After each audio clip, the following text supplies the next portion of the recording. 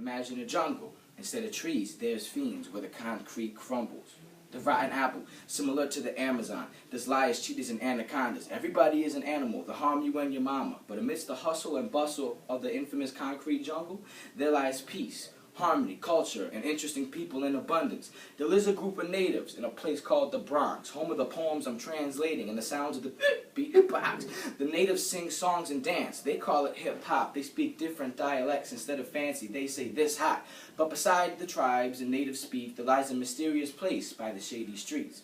A little place to learn to develop your speech. A little teepee with children learning called KIPP. Now the little children here learn about the world throughout, more intellectual than the other kids around. The parents have high expectations, much like the mind of the peers. KIPP helps children to learn so parents don't have to fear.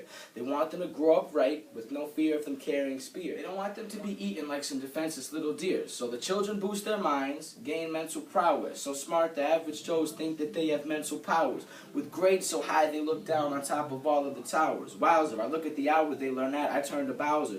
Early in the morning, I couldn't do something like that because at noon I'm yawning.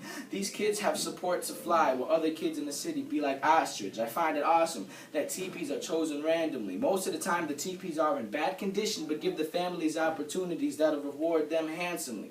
The children are good at math, much like the outsiders are.